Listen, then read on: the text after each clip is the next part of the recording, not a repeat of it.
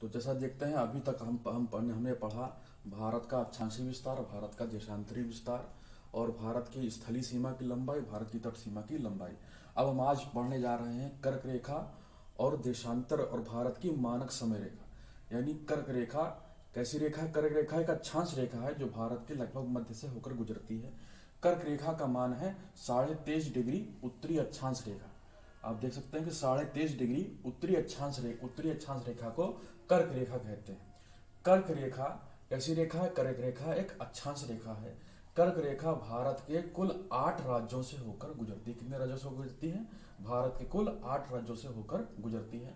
इन 8 राज्यों का पश्चिम से पूर्व की ओर क्रम निम्न है। सबसे पश्चिमी राज्य कर्क रेखा पर स्थित है गुजरात के बाद राजस्थान के बाद मध्य प्रदेश के बाद छत्तीसगढ़ के बाद झारखंड के पश्चात पश्चिम बंगाल, फिर त्रिपुरा और त्रिपुरा के बाद फिर मिजोरम है। मिजोरम कर्क रेखा पर स्थित अंतिम पूर्वी राज्य है और गुजरात कर्क रेखा पर स्थित अंतिम पश्चिमी राज्य है। इसके बाद हम देखते हैं कि देशांतर रेखा का काम होता है समय को बताना। तो हम देखते हैं कि भारत की मानक समय रेखा कौन सी है? 82.5 डिग्री पूर्वी देशांतर रेखा। भारतीय मानक समय रेखा कौन सी है?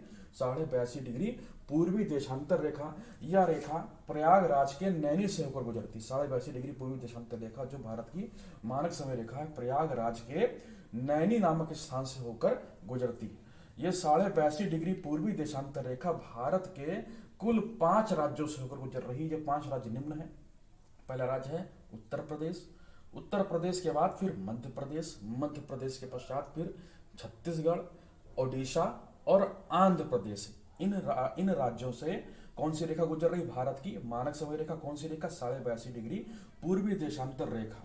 देशांतर अब देखिएगा कि भारत का मानक समय जीएमटी से यानी ग्रीनविच मीन टाइम से कुल कितना आगे है। जीएमटी यानी ग्रीनविच रेखा कहां से गुजरती है? ग्रीनविच रेखा लंदन शहर से गुजरती है, जिसको मानक समय रेखा कहते हैं, जहां से पूरे विश्व भर के समय का निर्धारण होता है, जिसको शून्य देशांतर रेखा भी कहते हैं, प्रधान या उत्तर रेखा भी कहते हैं। तो जीएमटी से पूर्व में जाएंगे तो समय बढ़ेगा, जीएमटी से पश्चिम में जाएंगे तो समय घटेगा। तो हम देखते हैं कि भारत का जो मानक समय है वह जीएमटी से 5.5 घंटा अर्थात 330 मिनट आगे है। कितना आगे है? 5.5 घंटा अर्थात 330 मिनट आगे है। 1 डिग्री देशांतर बराबर 4 मिनट और इसी 4 मिनट को 82.5 डिग्री से गुणा कर देंगे तो हमें अपना समय मिल जाएगा। यानी भारत का समय जीएमटी से 330 मिनट अर्थात 5.5 घंटे आगे है। धन्यवाद।